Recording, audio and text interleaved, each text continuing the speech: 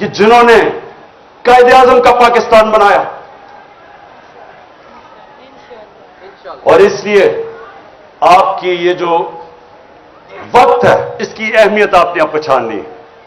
मैंने इसलिए आपको आज यहां बुलाया कि अमूमन तो पार्टीज, हम सबके सामने क्या होता है, हमारी कोशिश होती है कि मैं इलेक्शन जीत जाऊं, उसके बाद इलेक्शन जीत के मैं अपना डिप्टी कमिश्नर, अपना थानेदार रखवा लूं, पटवारी। उसके बाद कोशिश होती है शायद वजीर बन जाऊं। वजीर बन के सोचता हूं मेरे लिए क्या बेहतरी है, मैं अपने आप को बेहतर कैसे कर सकता हूं, अपने हल्के का सोचूं, डेवलपमेंट फंड लगाऊं ताकि मैं अगला इलेक्शन जीत जाऊं। पाकिस्तान की तो यह सियासत रही है। मेरे 26 साल में मैं हमेशा देखता रहा कि हमारी क्यों नहीं लोगों को समझ आती कि हम क्यों पीछे रह गए, दुनिया आगे चली गई है।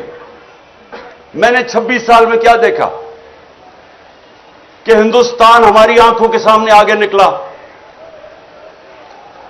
80 की दहाई तक, अब मैं जब हिंदुस्तान मैच खेल के आता था पाकिस्तान, तो लगता था एक गरीब तरीन मुल्क से मैं अमीर मुल्क में आ गया हूं। 90 की दिहाई में अपनी आंखों के सामने उनको आगे निकलते देखा। लेकिन जो सबसे तकलीफदेह चीज हमारे लिए होनी चाहिए कि बांग्लादेश, जब वो बांग्लादेश बना था, मुझे अभी भी याद है, कहते थे जी देखे शुक्र है अलहदा हुआ, हमारे ऊपर बोझ था। आज बांग्लादेश आगे निकल गया। और जिधर इन्होंने पहुंचा दिया पाकिस्तान, ये वक्त है आप सबके ऊपर अल्लाह ने बड़ी जिम्मेदारी लगाई कि इस वक्त पे अगर हम सही माने में जद्दोजहद कर गए तो ये हम अब मुल्क को निकाल देंगे। क्योंकि अल्लाह का सबसे बड़ा करम मुल्क पे हो गया है कि इन पाकिस्तानियों में शऊर पैदा हो गया है, जाग गई है कौम।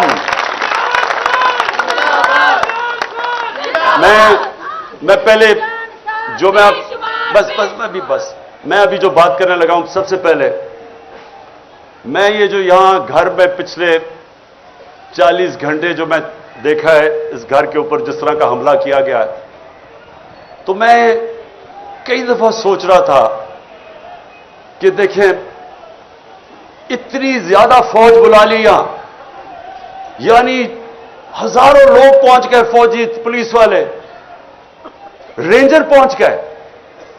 और ये मेरे घर पे ऐसा हमला हुआ कि मैं समझा मैं कोई दुनिया का सबसे बड़ा दहशतगर्द बैठा हुआ हूं। यानी आर्मर्ड कार मंगवा ली।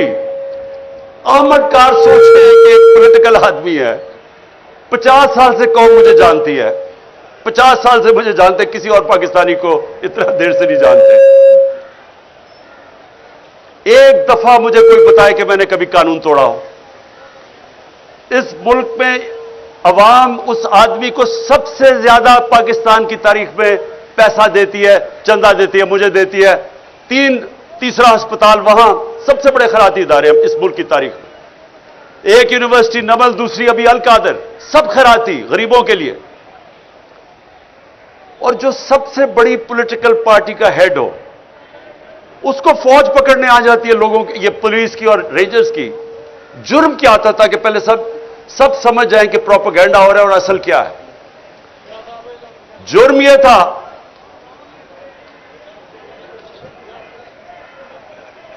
कि 18 तारीख तक मेरी बेल थी, 14 तारीख को पुलिस पहुंच जाती है।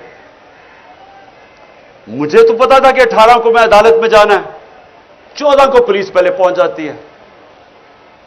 लाहौर हाई कोर्ट में जज उनसे, पुलिस से पूछता है कि जब 18 की आपने पेश करना अदालत में, और क्यों आई थी अदालत में पेश करने के लिए, तो 3 दिन आपने उससे क्या करना था, ये जज पूछता है उससे। मुझे पता है क्या करना था, इन्होंने वो करना था जो आजम स्वाति से किया और जो शहबाज गिल से किया।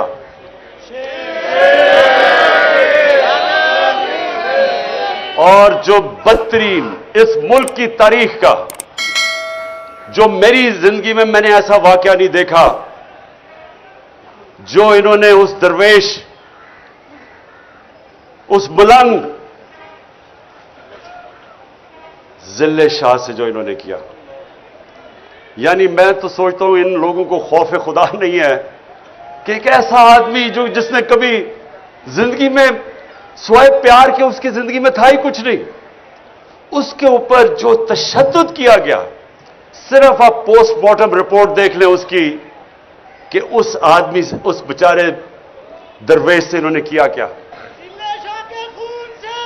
बस बस बस पोस्टमार्टम रिपोर्ट देखें कि उसका सर फाड़ दिया, उसका स्कल तोड़ दिया, उसका जिगर इन्होंने क्या मारा उसको कि वो सारा अंदर से इंटरनल ब्लीडिंग, उसकी स्प्लीन फट गई, उसके प्राइवेट पार्ट्स के ऊपर तशद्दुद किया, उसकी कमर पे मारा। यानी कौन से लोग ये कर सकते हैं इंसानों पे। और फिर ये बेगैरत आईजी को शर्म नहीं आई और अपने साथ बिठा के झूठ बोलता है कि जी एक्सीडेंट में मर गया हो। पहले मेरे ऊपर 302 लगाते हैं, कत्ल का मुकदमा, 3 दिन के बाद कहता है एक्सीडेंट हो गया। लोगों को भेड़ बकरियां समझते हैं, ये इंसान नहीं समझते लोगों को। ये हैवान बैठे हुए हैं, ये वो लोग हैं ना इनमें इंसानियत है, ना ईमानदारी है, ना काबिलियत है, और डरे हुए हैं एक चीज से कि कहीं इलेक्शंस ना हो जाए, कहीं इमरान खान इक़्तिदार में ना आ जाए। बस उसकी वजह से अब सुने जरा, जब वो यहां पहुंच गए और मुझे पता चला इतनी फोर्स लेके, क्योंकि हम तो समझ रहे थे 18 को मेरी बेल है, तक प्रोटेक्टिव बेल है। उसके बाद लाहौर हाई कोर्ट के प्रेसिडेंट को मैंने बिठा के अश्योरिटी बॉन्ड दिया, उसने जाके अपनी अश्योरिटी दी कि अदालत में ये प्रेजेंट हो जाएगा। जब ये हो गया तो कानून तो वाज़ेह है कि एक दफा अश्योरिटी बॉन्ड मिल जाए तो आपको अरेस्ट कर नहीं सकते। पहले वो डीआईजी ना मिले उसको, तब हमें पता चल गया कि इनकी नीयत खराब थी। ये कोई कानून लेकिन इंप्लीमेंट करने नहीं आए थे, ये मुझे जेल में डालने आए थे।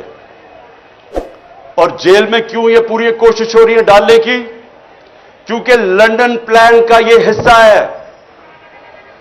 वो नवाज शरीफ को श्योरिटी दी हुई है कि इमरान खान को जेल में डालेंगे, ये उसका हिस्सा है, इसमें कानून का कोई हिस्सा नहीं है। और 5 और केस कर दिए, 85 केस हो गए मेरे। ये पहली मेरी सेंचुरी होगी केसेस की, और मैंने बड़ी सेंचुरीज की हुई है। अब सुने, सुने जरा, जरूरी एक बस, अच्छा अब सुने जरा गौर से सुने मेरी बात, क्योंकि मैंने आपको फिर से खास वजह से बुलाया। मैंने कभी इस मुल्क का कानून नहीं तोड़ा। मैं आज राइटिंग में देता हूं, 85 केसेस हैं, एक केस में भी ये कोई भी मेरा गैर कानूनी चीज साबित करेंगे, इनको आगे जाने की जरूरत नहीं, मैं ही छोड़ दूंगा पॉलिटिक्स। बस एक मिनट सुने सुने सुने, अब मेरी बात सुने गौर से। देखिए, इनका तो हमें नीयत समझ आ गई है। नीयत यह है कि किसी तरह इमरान खान को जेल में डालो, एक दफा वो जेल में चला बलूचिस्तान ले जाओ, और एक के बाद दूसरा केस पे उसको वहीं रखो, और उसके बाद इमरान खान को जेल में डाल के इलेक्शन करवा दो, ताकि अगर इमरान खान नहीं होगा तो इनका ख्याल है कि ये इलेक्शन किसी ना किसी तरह इन चोरों को जता देंगे। ये इनका प्लान है। हमारा प्लान क्या है?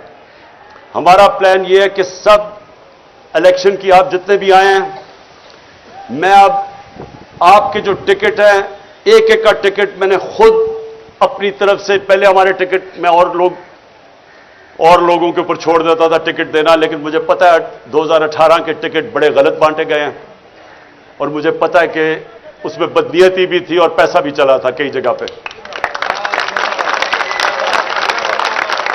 इसलिए इस बार ये टिकट मैं खुद दे रहा हूं। मेरी कोशिश होगी, जिधर जिधर मुझे शक है मैं आपके इंटरव्यूज करूंगा, खुद करूंगा। और मेरी ये कोशिश है, ना मेरा कोई फेवरेट है, ना मेरा कोई रिश्तेदार, ना मेरा कोई दोस्त, मैं अपनी पूरी कोशिश करूंगा कि जो मैं समझता हूं कि मेरिट है वो मैं उसके मुताबिक टिकट दूंगा। मेरा 10 साल में क्रिकेट कैप्टन रहा, गलतियां हुई होंगी, लेकिन आज तक 10 साल में कोई नहीं कह सका कि इसने मेरिट के अलावा टीम सिलेक्शन की है। मैं आपकी पूरी कोशिश करूंगा कि मेरिट पे करूंगा, लेकिन मैंने आपको आज एक खास बात के लिए बुलाया। देखें, हम सारी चीजें करते हैं, पॉलिटिक्स में भी आते हैं, वजीर बनना चाहते हैं, वजीर आजम बनना चाहते हैं, अच्छी चीज है, लेकिन हम चाहते क्या आखिर में? हम 3 चीजों के लिए सब कुछ करते हैं। या हम पैसा बनाना चाहते हैं, हम अपनी जिंदगी बेहतर करना चाहते हैं, अपना रिस्क में इजाफा करना चाहते हैं, यह सबसे बड़ी वजह है। दूसरी, इज्जत मिलती है, डीसी सलाम करता है, पुलिस वाले आगे पीछे, वो बहुत बड़ी है कि हमारी इज्जत में इजाफा होता है जब हम एमएनए बन जाते हैं, वजीर बन जाते हैं, ये दूसरी वजह है। और तीसरी वजह यह है कि मुझे प्रोटेक्शन मिल जाती है। अगर मेरी लड़ाई है, इलाके में दुश्मनी है, तो जैसे ही मैं इलेक्शन जीतता हूं, स्टेट की मेरे पास पावर आ जाती है, मुझे प्रोटेक्शन मिल जाती है, यानी मेरा जब इज्जत में इजाफा भी होता है, मेरी जिंदगी भी बच जाती है। ये असल में ये 3 चीजें होती हैं जिसके लिए इंसान अपनी बिजनेस में भी ऊपर जाता है, पॉलिटिक्स में, जिंदगी में मेहनत करता है। देखिए, मैं अब अपनी जिंदगी से आपको बताना चाहता हूं। सबसे पहले जो सबसे बड़ा खौफ है वो है मौत का। ये एक ऐसा खौफ है जो इंसान को गुलामी भी इंसान कबूल कर देता है मौत के खौफ से, बल्कि बदतरीन गुलामी इंसान की होती है जो वो खौफ की वजह से वो राय हक पे नहीं खड़ा होता। मैं मिसाल देता रहता हूं कूफा के लोगों की कि उनको पता था हजरत इमाम हुसैन हक पे खड़े, उन्हें पता था कि वो उसूल और सच पे खड़े, लेकिन यजीद के खौफ की वजह से उन्होंने उनकी मदद नहीं की और हमेशा वो पछताते रहे कि इस्लाम की तारीख का सबसे बड़ा जुल्म हुआ और उन्होंने कुछ नहीं किया। तो ये जो खौफ है, जब मैं मदीना की रियासत की मिसाल देता हूं तो अपने बच्चों को जरूर बताएं कि दुनिया की तारीख का सबसे बड़ा इनकलाब आया था और यह तारीख का हिस्सा है। 625 में जंग बदर, 313, 11 साल के बाद ये हिस्ट्री का हिस्सा है, वर्ल्ड हिस्ट्री का। 625 जंग बदर, 636 में रोमन एम्पायर घुटने टेकता है यारमुक पे और 627 में दूसरी सुपर पावर पर्शियन एम्पायर कुत्सिया में घुटने टेकता है। यह ह्यूमन हिस्ट्री में 11 साल में किधर 313 और किधर 2 सुपर पावर्स गिर जाती हैं। यह क्या हुआ था? सबसे बड़ी चीज, इंसानों के खौफ खत्म कर दिए थे। दुनिया के सबसे अजीम लीडर नबी सल्लल्लाहु अलैहि वसल्लम ने जब कहा था कि अल्लाह के हाथ में है, कुरान की कई आयतें, जब उम्मत घबराई हुई थी जंग खंदक पे, बहुत बड़ी फोर्स आ गई उनके खिलाफ, कन्फेडरेशन थी, तो कुरान की आयत आई कि कितना उनके ऊपर प्रेशर था कि अब कैसे हम बचेंगे। उधर आयत आई कि क्या अगर तुम भाग जाओगे तो क्या तुम जिंदा रह जाओगे? क्या अगर अल्लाह ना चाहे तुम जिंदा रह सकते हो, और अगर वो ना चाहे तो तुम्हारी कोई जान ले सकता है? खौफ दूर कर दिए। वो दुनिया की इमामत की उन्होंने, जो सारी दुनिया में फैल गए। जो मैंने यहां बाहर देखा, आप यकीन करें कि मैं तैयार था अपना बैग पकड़ के, मैंने कहा मैं लोगों को मैं जख्मी नहीं देख सकता कि वो उधर से फौज आ रही है जिस तरह को कश्मीर फतह करने आ रही है, रेंजर्स आ रहे हैं, इधर से पुलिस, और यहां चंद इतनी टेयर गैसिंग की कि हम अंदर नहीं, अंदर कमरे के अंदर हमारे लिए मुश्किल था। इस तरह का इन्होंने अटैक किया और वो चंद, मैं आज उनको सलाम करता हूं जिस तरह वो खड़े हुए हैं लड़के।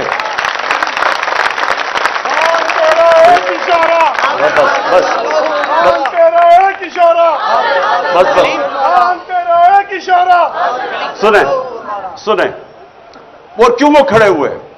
मैं जब यहां से तैयार था, मैंने कहा मैं अब जाता हूं, पुलिस को पकड़ाता हूं। वो सारे ने दीवार बन के खड़े हो गए कि नहीं आपने नहीं जाना, ये आपको तशद्दुद करेंगे, मार देंगे, जहर दे देंगे जेल में। वो खड़े हो गए सारे, और जो वो लड़े हैं, मैं आपको बताऊं, इतनी पुलिस बंदूकें चला रहे हैं। वो बेचारी समाबिया, वो देख रहे हो औरत आ रही है, निशाना लेके उसके ऊपर वो कारतूस चलाता है। यानी ये किधर होता है ऐसे? वो कौन से हम जुल्म कर रहे थे, क्या कर रहे थे? पॉलिटिकल लोग हैं, पाकिस्तानी हैं। आप देखिए, या तो वो लग रहा था फलस्तीनी है और या लग रहा था मकबूजा कश्मीर है।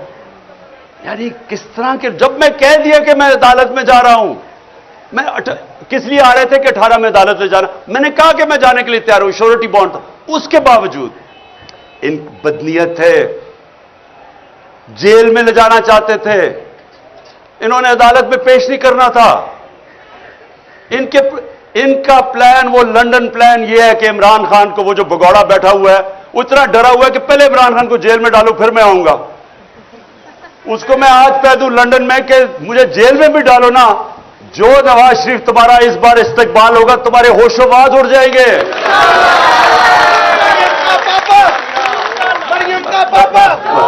अच्छा, अब जो वो नौजवानों ने हटाना, जेल में नहीं डालना, उनका प्लान है रस्ते से हटाना। जी, तो जो वो नौजवानों ने जिस तरह खड़े हुए, और मैं कोई सोया नहीं, सुबह के 12 बजे 1 बजे, ख्वातीन भी 12-1 बजे तक सारी रात जागे रहे। थोड़े से लोग थे कई दफा, क्योंकि उन्हें इतनी टेयर कैसे कि लोग बेचारे बर्दाश्त नहीं कर सकते थे।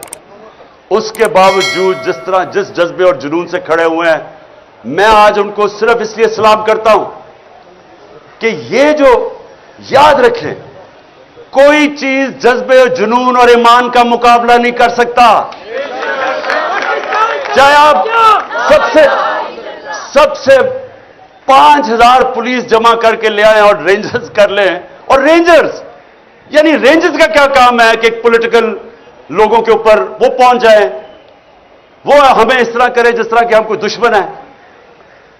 ये कौम अपनी फौज से क्यों प्यार करती थी? इसलिए करती है कि वो समझते हैं कि ये हमें दफा करेंगे। तो क्या हम कोई दुश्मन है मुल्क के? ये जो चोर ऊपर बैठा दिए हैं, जिनके अरबों डॉलर बाहर पड़े हुए हैं, चोरी करके पैसा बाहर, इनकी ईदें बाहर, इनके इलाज बाहर, इनकी शॉपिंग बाहर, इनके टब्बर सारा बाहर, उनके लिए खड़े होकर और हमारे जैसे लोगों के ऊपर इस तरह का बर्ताव करते हैं। ये तो अपने मुल्क में नफरतें फैला रहे हैं, अपनी सबसे बड़ी पार्टी को अपने इदारे के खिलाफ खड़ा कर रहे हैं। ये तो कोई दुश्मन दुआ करेगा कि पाकिस्तान में यह हो जाए। यही इस पाकिस्तान में हुआ था। क्या हुआ था कि सबसे बड़ी जमात के खिलाफ हमने फौज खड़ी कर दी। तो क्या सबक नहीं मिला कि मुल्क टूट गया था? और अगर आज सबसे बड़ी पार्टी, जो वाहिद फेडरल पार्टी रह गई है, एक फेडरल पार्टी है जो मुल्क को इकट्ठा रख सकती है, अगर पहले उसके लीडर को कत्ल करने की कोशिश की, उसके बाद यह ड्रामा हो रहा है सारे मुल्क के सामने कि जैसे हम कोई दहशतगर्द है, और ये ऊपर वाले चुन चुन के वो पुलिस वाले लेके आए हैं जो जुराइम पेशा है। इनके ऊपर हमने इलेक्शन कमीशन को कहा था कि 25 मई को इन्होंने हमारे ऊपर तशद्दुद किया, इनको ना लेके आए, उन्हीं को ला के ऊपर बैठा दिया। और फिर ये सोच रहे थे कि ये जब खौफ देखेंगे, पुलिस देखेंगे, तशद्दुद देखेंगे, भाग जाएंगे। ये अब भागने वाली कौम नहीं रह गई। ये वो कौम है जिसमें शऊर आ गया है। ये वो कौम है जो पिछले 11 महीने में मैंने अपनी जिंदगी में नहीं सोचा था कि एक दिन मेरी कौम भी इस तरह जाग जाएगी। जागी हुई कौम है।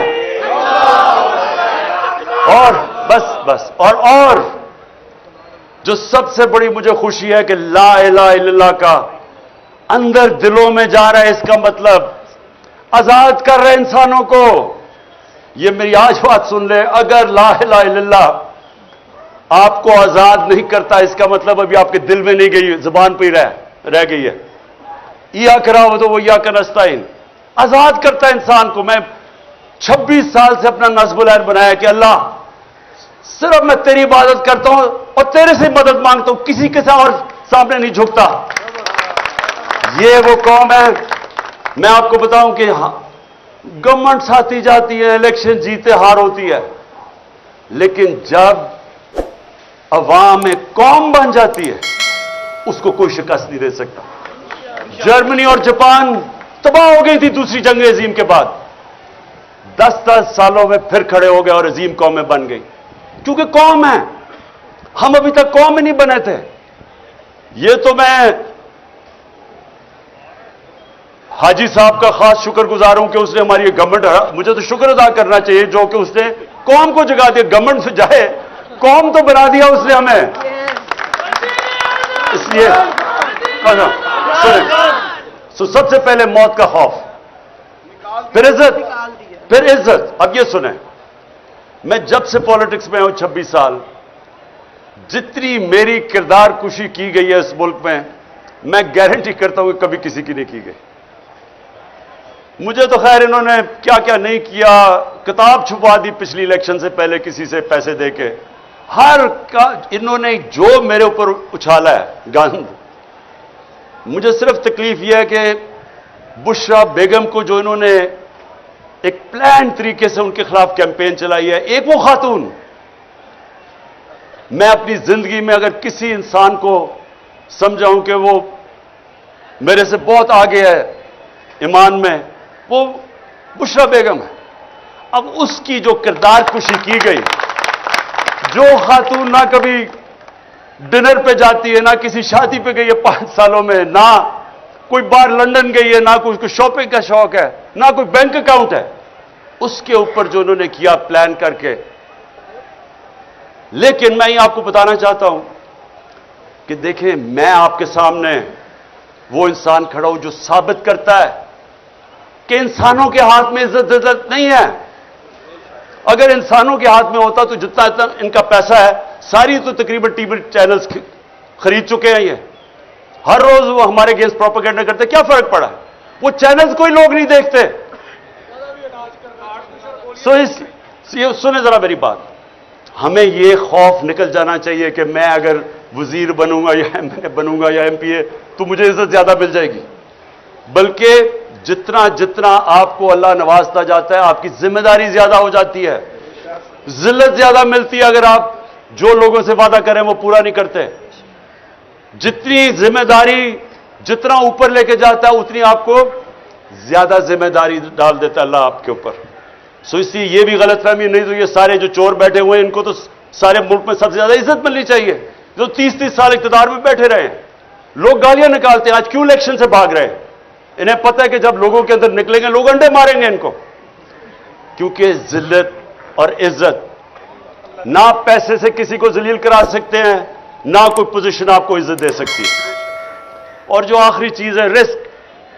देखें, मैं फिर आपके सामने वो खड़ा हूं, वर्ल्ड कप जब खत्म हुआ तो मैंने हॉस्पिटल बनाना था, मैंने वादा किया हुआ था। तो मैंने कभी वर्ल्ड कप जीतते, हालांकि जो क्रिकेट में अल्लाह ने मुझे पोजीशन दी थी, जो मेरा जो मुकाम बन चुका था, मुझे तो कुछ करने की जरूरत ही नहीं थी। थोड़ी देर साल के अंदर कोई क्रिकेट के ऊपर बातचीत करके मेरे पास तो किसी चीज की जरूरत नहीं थी। कोई मैंने काम नहीं किया, सिर्फ पहले मैं अस्पताल बनाने पर लग गया, उसके बाद 96 के अंदर पॉलिटिकल पार्टी लगी, सारा वक्त उसमें और अस्पताल में निकल गया। लेकिन आज तक मैं आपको बता रहा हूं, कई मुझे मुश्किल टाइम आए, पैसे खत्म हो गए, कभी मुझे अपनी जरूरियात के लिए जो पैसे चाहिए थे उसमें कभी नहीं आए, क्योंकि रिस्क तो अल्लाह देता है। उसको तो पता है कि मैं क्या कर रहा था। जब मेरा पैसा खत्म होने लगता था, कोई सीरीज आती थी, वो कहते थे जी इमरान खान ये क्रिकेट के ऊपर आप तबसरे कर दें, वो तबसरे करने में साल का ही खर्चा निकल जाता था 5 दिनों में। या फिर कोई प्रॉब्लम, मेरा घर बना रहा था, फिर पैसे खत्म हो गए, फिर एकदम आया जी वो हिंदुस्तान से मैच है, उन्होंने कहा जी इतने हफ्ते के लिए आए, मैंने कहा मैं नहीं जा सकता, मेरे बच्चे आ रहे हैं। उन्होंने कहा अच्छा 5 दिन दे दें। 5 दिनों में मेरे 2 साल के पैसे निकल गए, खर्चे निकल गए। ये देखें, ये ऐसे नहीं होता, ऊपर वाला करता है रिस्क। कभी भी मैं आपको ये कहता हूं कि सबसे बड़ा ये मौत के खौफ के बाद ये ट्रैप है कि मैं अब ये जो कर रहे थे हमारे साथ, जिस तरह की इन्होंने अब बंदूक चला रहा है, औरत वो बेचारी समाविया के ऊपर एक निशाना लेके बंदूक चला रहा है, वो कौन से खतरे में, ऐसी खातून चली आ रही है। क्या इन लोगों को खौफ खुदा नहीं है? क्या इनको नहीं पता कि तुम कोई भी ऑर्डर गलत फॉलो करो, इलीगल ऑर्डर, तुम जिम्मेदार हो। कोई आपको चीज इजाजत नहीं देती कि आप कानून तोड़ें। नहती खातून के ऊपर बंदूकें चला रहा है, या वो 25 मई में जो इन्होंने किया, या लोगों के घरों में 3-3 बजे घुस के औरतों के सामने इन्होंने लोगों को हरासा किया। क्या ये कानून इजाजत देता है? नहीं देता। और इसलिए इन्होंने क्या किया, इन्होंने सिर्फ अपनी नौकरियों के लिए वो ऑर्डर फॉलो किए जो इलीगल थे। एक जिंदा कौम में कभी ये ऑर्डर फॉलो ना किए जाते। मैं बरतानिया का आपको बता दूं, मेरा वहां बड़ा टाइम गुजरा है, कभी किसी ने, पुलिस ने कभी ऐसा काम नहीं, उन्होंने कहना था ये कानून इजाजत नहीं देता, उन्होंने नहीं करना था। ये जो गलत काम करवाते हैं, ऊपर से गंदे किस्म के जराइम पेशा लोगों को आईजी और सीसीपीओ को ऊपर बैठा के, ये किसी भी मुल्क जिधर हकीकी आजादी हो, जिधर कानून आपके बुनियादी हुकूक, फंडामेंटल राइट्स को हिफाजत करे, कभी नहीं होता। और यह होता है जब आप अपनी जमीर को कॉम्प्रोमाइज करते हैं रिस्क के लिए। हमेशा मुझे मौके मिले, एक दफा उन्होंने मुझे कहा कि जी आप साउथ अफ्रीका आ जाए क्रिकेट खेलने के लिए, हम बड़े पैसे देंगे तुम्हें। बहुत पैसे देते थे तब मैं जब मैं क्रिकेट खेल रहा था, क्योंकि साउथ अफ्रीका बैन था, उसके ऊपर बैन लगा हुआ था। तो वो जो प्लेयर वहां जाता था, बड़े प्लेयर्स अट्रैक्ट करते थे, बड़े पैसे ऑफर करते थे। हमेशा ये आपके रास्ते में दो रास्ते आएंगे, जब आपके जमीर का सौदे के लिए आपको कोई पैसे ऑफर हो। मुझे जुआ में पहला टेस्ट लाहौर में कैप्टन कर रहा था, मुझे हिंदुस्तान से आया जी तुम एक टॉस हमें बता दो, यानी कि उनके साथ मिलकर टॉस का फैसला बता दो, हम तुम्हें इतने पैसे दे देंगे। बड़े पैसे थे उन दिनों में। तो ये आपके लिए हमेशा आपका अल्लाह जमीर टेस्ट करेगा। और इंशाअल्लाह आप में से जो पावर में आएंगे, जिनको मौका मिले, एमपीज, वजीर बनेंगे, मेरी एक आज बात याद रख लेना, इज्जत आपके हाथ में होगी। जो दयानतदारी से अवाम की खिदमत करेगा, जो आप वादा करके एमपीए बनता है, कोई वादा करके एमपीए नहीं बनता कि जी मैं फिक्र ना करें, मैं जाके बड़ा लूटूंगा पैसा या करप्शन में पैसा बनाऊंगा। वो सारे कहते हैं मैं अवाम की खिदमत करूंगा। तो जो वो नहीं करेगा, आप जो मर्जी कमा लें, आपको इज्जत नहीं मिलनी। तो मैं ये चाहता हूं कि आप जरा थोड़ा सा अपनी विजन बड़ी कर लें। आपकी विजन होनी चाहिए, जब अल्लाह आपको मौका देगा कि हमें अल्लाह ने पाकिस्तान के उस वक्त हमें लेके आया यहां कि हमने आज अपनी जात का नहीं सोचना, मुल्क का सोचना, अपनी मैं से बाहर निकलाना है। बड़ा इंसान कभी भी आज तक वो नहीं बना जिससे जिंदगी खुदगर्जी और अपनी जात के लिए गुजारी है। दुनिया की तारीख किसी अमीर आदमी को याद नहीं करती। कितने हिंदू यहां अरबोपति हिंदू थे, लेकिन लोग गंगाराम को याद करते हैं। जो इंसानियत का, आज आप चले जाएं, ऊपर से लेकर नीचे तक चले जाएं, उर्स के ऊपर अल्लाह के सूफी जिन्होंने इंसानियत की खिदमत की थी, आज भी चले जाएं, लाखों लोग आए हुए होते हैं। 1000 साल से पहले वो दुनिया से पर्दा कर चुके होते हैं। क्यों? क्योंकि इज्जत अल्लाह इसलिए देता है, इन्होंने इंसानियत की खिदमत की। जब आप सियासत इंसानियत की खिदमत करने पे चलते हैं, राय हक की पॉलिटिक्स करते हैं, तो ये इबादत में शामिल हो जाती है। सारे बड़े बड़े जो भी अल्लाह का पैगंबर आया, वो सारे सियासतदान थे, सब लीडर्स थे। तो क्योंकि लेकिन वो इंसानियत के लिए आते थे, अल्लाह उनको सारी दुनिया की तारीख जब तक रहेगी इज्जत देता है। जब मेरे नबी सल्लल्लाहु अलैहि वसल्लम ने आखिरी खुतबा अराफात पे जब उन्होंने खत्म किया, तो उन्होंने 1 लाख लोग थे, उनसे पूछा कि अल्लाह के सामने गवाही दो कि मैंने अपने दयानतदारी से अल्लाह का पैगाम दिया तुम्हें। तो वो पहले रोज से फिर वो रिपीट करते थे, फिर 10 रो के बाद जाता था, फिर ऐसे। तो जैसे जैसे वो पैगाम जाता रहा, तो एक पूरी सारे लाखों का मजमा में आवाज उठी कि हां नबी, आपने दयानतदारी से अल्लाह का पैगाम दिया।